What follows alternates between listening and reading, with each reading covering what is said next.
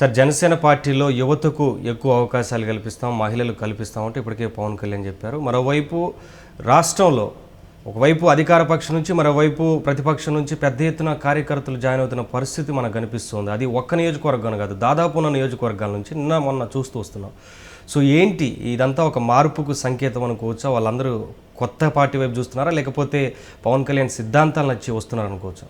ఇవన్నీ ఉన్నాయండి. అంటే ఒక విధంగా ఈ వాదోపవాదాలు కుట్రలు ఇద్దరి మధ్యలో ఈ వాతావరణం ఉక్కిరి బిక్కిరి చేస్తున్నప్పుడు పవన్ కళ్యాణ్ జనసేన అన్నది కొంత కొత్తదనము, భిన్నమైనది, ఓ తృతీయ శక్తిలాగా కనిపిస్తుంది. రెండోది సోషల్ యాంగిల్ ఒకటి ఎట్లయినా కూడా ఉంది. అందులో ఇప్పుడు చూడండి, మీరు వివేకానంద రెడ్డి హత్య దగ్గర నుంచి ఇప్పుడు పోలీస్ ఆఫీసర్లు బదిలీ వరకు తీసుకుంటే ఎప్పుడు వివాదమే, ఎప్పుడు వాళ్ళ చుట్టూ తిరుగుతుంటే ఏంటిది అనే ఒక ఆలోచన. ఇప్పుడు మీలాంటి యువకులు ఉన్నారు, మీరు ఉపాధి గురించి, ఉత్పత్తి గురించి, సంపద, భవిష్యత్తు, ఆశాజనకమైన మాటలు మాట్లాడాలని కోరుకుంటారు. మీరు హంతకులు అంటే మీరు నేరస్తులు, ఇదే గొడవ అయిపోతూ ఉంటే ఒక విధమైన కొత్తదనం కోరుకుంటున్నారు. ఆ కొత్తదనం కూడా అర్థవంతమైన కొత్తదనం. ఎంతసేపటికి నేను 2000 ఇస్తే ఆయన 3000, ఆయన 3000 అయితే నేను 5000, ఈ వాతావరణంలో తప్పకుండా ఒక అంటే సినిమా రంగంలోకి వస్తే పవన్ కళ్యాణ్ అది వరకు నేను అన్నాను, హీరోగా ఆయన భారం కొంచెం తగ్గించాడు. అది వరకు హీరో అంటే ఆజానుభావుడుగా ఉండాలి, చాలా లక్షణాలు ఉండేవి. చిరంజీవి కూడా చాలా డ్యాన్సులు చేయాలి, ఫైట్లు చేయాలి. అసలు ఆయన బాగా పైకి రావడానికి అదొక కారణం కదా. రామారావు, అరుణాచలం వీళ్ళంతా పెద్దవాళ్ళు అయిపోయి, కృష్ణ, శోభన్ బాబులు కూడా పెద్దవాళ్ళు అయినప్పుడు ఈయన వచ్చాడు. ఇంత చేయక్కర్లేదు, కాలానుగుణంగా చేస్తే చాలన్నది. అది రాజకీయ రంగంలో కూడా ఒకే విధమైన సాంప్రదాయ పద్ధతిలో రాజశేఖర రెడ్డి కాలం నుంచి చంద్రబాబు నాయుడు వరకు ఉన్న వైరం అదే కొనసాగుతూ అవే మాటలు ఉన్నప్పుడు, అవే విధానాలు ఉన్నప్పుడు కొంచెం కొత్తదనం ఒకటి ఇక్కడ ముఖ్యంగా కనిపిస్తుంది. రెండవది నిరంతరాయంగా రంగంలో ఉండటం, ప్రజల్లోకి వెళ్ళి నిర్భయంగా మాట్లాడటం, ప్రతిదాని సవాలుకు ప్రతి సవాలు అన్న విధంగా చేయటం, ఇది ఒక ఫ్రెష్నెస్ తీసుకొచ్చిందని నేను అనుకుంటున్నాను. రెండవది కాలం ఎప్పుడు కొత్త శక్తులను ఆహ్వానిస్తూ ఉంటుంది. అది జనసేన రూపంలో ఉందని చాలామంది అంటున్నారు. మీరు అన్నట్టు యువతే కాదు కదా, ఇప్పుడు జేడీ లక్ష్మణ, తోట చంద్రశేఖర్, ఆయన వైసీపీ తరఫున కూడా పోటీ చేసినటువంటి నాయకుడు కదా వాస్తవంగా చెప్పాలంటే ఐఏఎస్. అందుకని అధికారులు, ఎస్పీ రెడ్డి లాంటి వాళ్ళు చాలా సీనియర్లు, వాళ్ళు కాకలు తీరిన రాజకీయవేత్తలు. కాబట్టి ఒక తరహాకు చెందిన వాళ్ళే వచ్చారని చెప్పలేము. వీళ్ళందరూ అనుకున్నట్టుగా ఇది ఎక్కువ రోజులు ఉండదు అన్న పరిస్థితి పోయి పూర్తి కాలం ఉండటమే కాకుండా ఎన్నికల్లో కూడా ఒక శక్తిగా సవాల్ చేయడం అన్నది ఒక నూతన సమీకరణానికి దారితీసింది. ఇప్పుడు ఇవన్నీ దాని ఫలితం అనుకోవచ్చు. ఇంకోటి, మిగతా వాళ్ళ సభలకు పవన్ కళ్యాణ్ సభలకు ఒక తేడా ఉంది. మిగతా వాళ్ళ సభల్లో ఒకరి మీద ఒకరు ఆరోపణలో, లేకపోతే ఎప్పుడు ఇంచుమించు అవే నవరత్నాలు, దశ శ్లోకాలు లాగుంటే, ఈయనేమో స్వతహాగా కొత్తదనం వల్ల, ధోరణి వల్ల కూడా ఆ ఆవేశం అనండి, ఆగ్రహం అనండి, ఇవి కూడా యువతను ఎక్కువగా ఆకట్టుకునే అవకాశం ఉంది. ఆ పద్ధతులు కూడా మీరు చూస్తే కూడా సభల్లో చంద్రబాబు గారి సభలేమో ప్రభుత్వం పథకాలు ఆయన ఒక 7-8 ఆయన దగ్గర ఉన్నాయి, ఇవే ఆయన చెప్తూ ఉంటారు. అదే జగన్మోహన్ రెడ్డి గారు నవరత్నాలు, చంద్రబాబును తిట్టడం, పవన్ కళ్యాణ్ మీద కొంత, ఇది ఒక రికార్డు. మీరు అదే పవన్ కళ్యాణ్ ప్రసంగాల్లో మీరు ముందు వెనక చాలా తేడా ఉంటుంది. అంటే ఒక ఎనర్జీ కనిపిస్తుంది. ఇవన్నీ యువతకు ఆకర్షిస్తుండొచ్చు. ఇవన్నీ ఇప్పటికిప్పుడు ఎంత ఫలితం ఇస్తాయనేది ఒకటైతే, ఒక కొత్త వ్యవస్థ, ఒక కొత్త పునాది పడుతుంది అనేది నిజం. ఒకటి, పవన్ కళ్యాణ్ నిన్న మాట్లాడుతూ వైసీపీ, బీజేపీ, టీఆర్ఎస్ 3 ఒకటిగానే పనిచేస్తున్నాయంటూ మాట్లాడడాన్ని చూస్తుంటే, ప్రస్తుత రాజకీయ పరిస్థితులను గమనిస్తుంటే ఏమనిపిస్తుంది సార్? ఆయన ఆరోపణ పూర్తిగా నిజం. అందరికీ ఉన్న అభిప్రాయం. ఎప్పుడు కేటీఆర్ గారు మొన్న ఇంటర్వ్యూస్ ఇచ్చారు, ఆయన చాలా స్పష్టంగా మేము చంద్రబాబు ఓడిపోవాలని కోరుకుంటాం, చంద్రబాబు ఓడిపోవాలన్నప్పుడు జగన్మోహన్ రెడ్డి గెలుస్తాడు, త్రిముఖ పోటీ జరుగుతుంది, కానీ జగన్కు మేము మద్దతు ఇస్తున్నాం అందుకోసం అనే మాట కేటీఆర్ నిన్న మొన్న కూడా పునరుద్ఘాటించారు. మా సర్వేల్లో ఆయనకు అనుకూలంగా వచ్చింది, కానీ ప్రజలు ఈ 3 శక్తుల్లో ఎవరిని నిర్ణయిస్తే వాళ్ళు నిర్ణయిస్తారు, ఈ 2 కూడా ఆయన చెప్తున్నారు. అంటే మేము మద్దతు ఇస్తున్నామని బాహటంగా చెప్తున్నప్పుడు, జాతీయ స్థాయిలో పరిశీలకులు, సర్వేలు లేదా సమీక్షకులు అందరూ కూడా చెప్పేది ఏంటంటే, మోడీ గారికి గతసారి వచ్చిన అన్ని సీట్లు ఈసారి రావు, ఖచ్చితంగా రావు. ఉత్తర భారతదేశంలో రావు. అంటే ఉత్తరప్రదేశ్లో ఎస్పీ, బీఎస్పీ కూటమి, బీహారు, మహారాష్ట్ర చాలా చోట్ల బలమైన ప్రతిపక్ష కూటములు ఏర్పడ్డాయి ఆ రాష్ట్రాల వరకు. కాబట్టి అక్కడ రానప్పుడు ఎక్కడ కాంపెన్సేట్ చేసుకోవాలి? సౌత్ ఇండియాలో ఇదివరకు 21 సీట్లు ఉన్నాయి, అవి తగ్గడమే కానీ పెరిగే అవకాశం, అందులో ఎక్కువ 17 కర్ణాటకలో ఉన్నాయి, అవి ఇప్పుడు వచ్చే అవకాశం లేదు. ఎందుకంటే జేడీఎస్, కాంగ్రెస్ కూటమి చాలా బలంగా ఉంది. అందుకని తమిళనాడులో మాత్రమే కొంచెం ఆశ పెట్టుకున్నారు. అక్కడ 5 అన్నాడీఎంకే మీద ఆధారపడి ఉంటుంది. అన్నాడీఎంకే దెబ్బతిందంటే వీళ్ళు కూడా దెబ్బతింటారు. కాబట్టి ఈ పరిస్థితుల్లో మోదీని ఆదుకోగలిగిన వాళ్ళు ఎవరు అని చూసినప్పుడు నవీన్ పట్నాయక్, కేసీఆర్, జగన్ అన్న మాట అంతా నేషనల్ మీడియాలో మారుమోగిపోతుంది. మద్దతు కూడా ఉంది. జగన్మోహన్ రెడ్డి విషయం తీసుకుంటే ఆయన కూడా బీజేపీని, కేంద్రాన్ని ఏమి అనడానికి సాహసించట్లేదు, అదే సిద్ధపడట్లేదు. చంద్రబాబు తప్పు చేశాడనే దగ్గర ఆగిపోతున్నారు.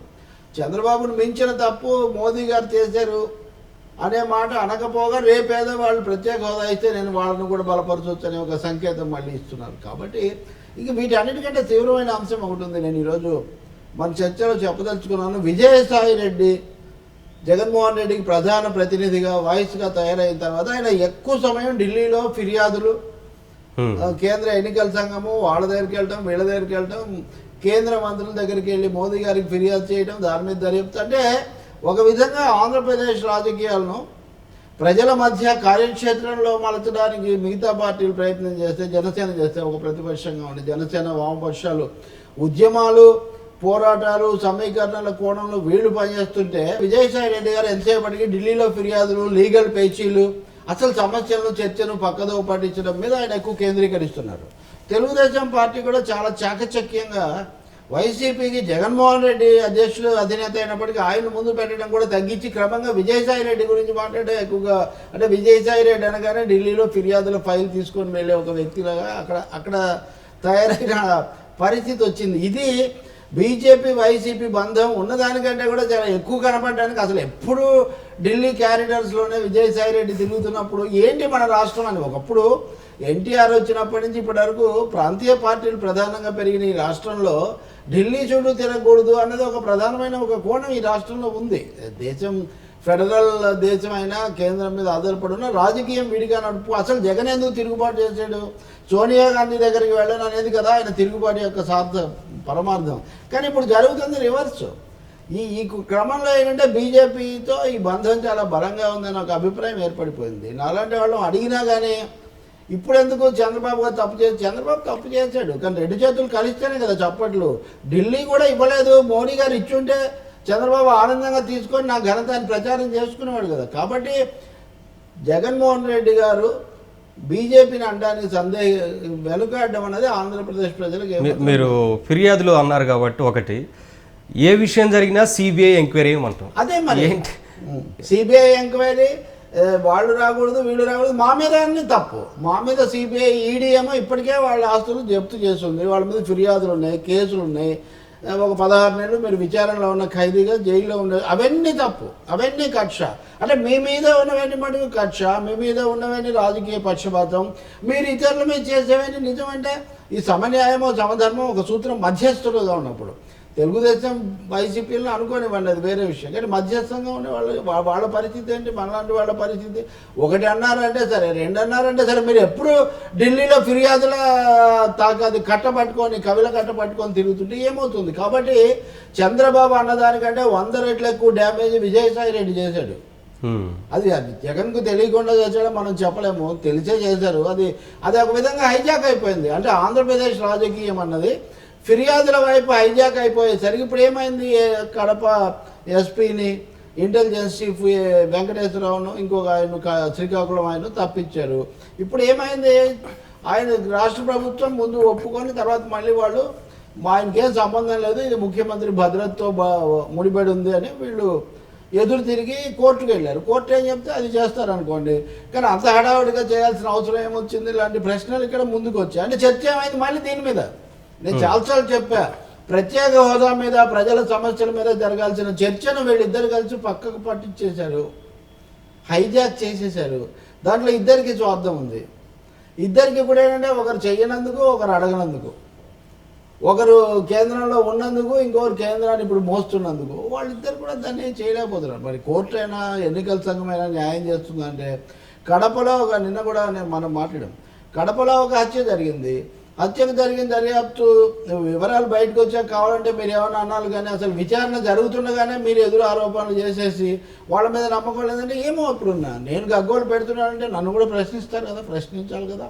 అందువల్ల ఇప్పుడు వాళ్ళే ఎదురు తిరుగుతున్నారు పోలీసు అధికారులు. వైఎస్ రాజశేఖర రెడ్డి ఉన్నప్పుడు ఆయన యాదవ్, అప్పుడున్న యాదవ్ అనే ఆయన్ను డీజీపీని తప్పించారు, అది అందరికీ తెలుసు. కానీ ఎందుకు తప్పించారు? డీజీపీ యాదవ్ కర్నూలు పోలీస్ గ్రౌండ్లో మీడియాతో మాట్లాడుతూ చంద్రబాబుకు వ్యతిరేకంగా రాజశేఖర రెడ్డికి అనుకూలంగా బహిరంగంగా మాట్లాడారు. ఇది పెద్ద మీడియాలో ఎక్కడ రాలేదు. అక్కడ ఒక స్థానిక పత్రికలో స్థానిక సంపాదకుడు రాశాడు. ఆయన కూడా నాకు మిత్రుడే, సత్యనారాయణ ఆయన పేరు. అది అది నెమ్మదిగా బగ్గుమని ఆయన తొలగించారు. ఇప్పుడు వీళ్ళు ఏమంటారంటే సాక్షిలో కానీ వాళ్ళ వాదనలు అప్పుడైతే రైట్, ఇప్పుడు ఆయన బహిరంగంగా మాట్లాడాడు. వీళ్ళ మీద వచ్చిన ఆరోపణలు ఎన్నికల సంఘం ఫిర్యాదు అందిన తర్వాత ఒక రోజన్నా ఒక పూటన్నా పరిశీలించాలా, రాష్ట్ర ప్రభుత్వం వాదన వినాలా. అలాగే రాష్ట్ర ప్రభుత్వం కూడా ఎందుకు తప్పిపోయింది? ఏబి వెంకటేశ్వరరావుని వెంటనే తొలగించేసి మళ్ళీ కొన్ని గంటల తర్వాత మేల్కొని అడ్డం తిరగడం ఏంటి? ముందే మీరు చెప్పు ఉండాలి కదా.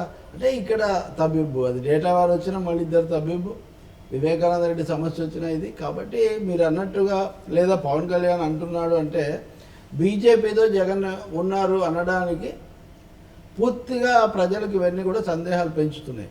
ఇంత చిన్న లాజిక్ ఎలా మిస్ అయ్యారని అతడులో ప్రకాష్ రాజ్ అడిగినట్టుగా కేసీఆర్ వచ్చి తనను కాపాడలేరు, తనే ప్రజల మద్దతు పొందాలి అనేది ఒకటి.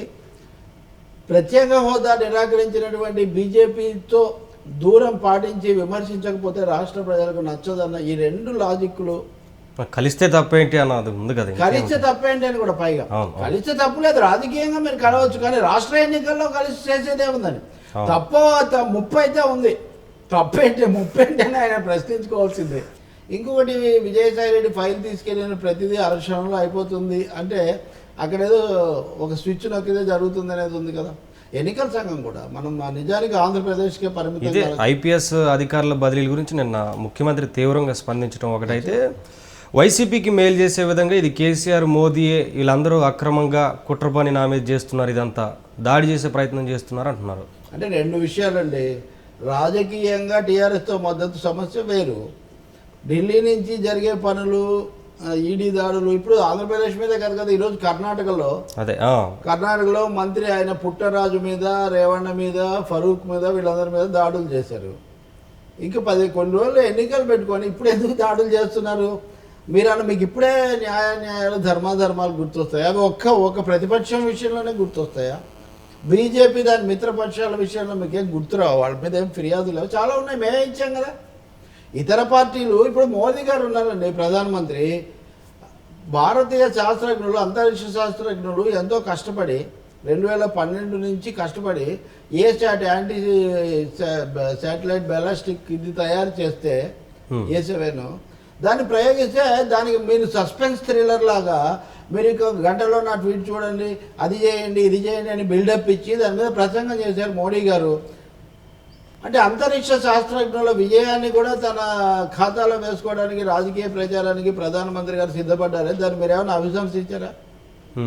ఉదాహరణకు మోదీ ప్రధాని ఇంత బాహాటంగా ప్రభుత్వ యంత్రాంగాన్ని లేదా శాస్త్రజ్ఞుల పరిశోధనను కూడా ప్రచారానికి వాడుకుంటే పట్టించుకునే ఎన్నికల సంఘం ఎక్కడెక్కడో జిల్లాల్లో ఊళ్ళల్లో జరిగిందని వైసీపీనో ఇంకొకరు ఫిర్యాదు ఇస్తే ఎందుకంత హడావుడిగా చేస్తున్నారు? అది కర్ణాటకలో అయినా ఆంధ్రాలో అయినా మీరు న్యాయంగా పక్షపాత రహితంగా ఉండాలి కదా.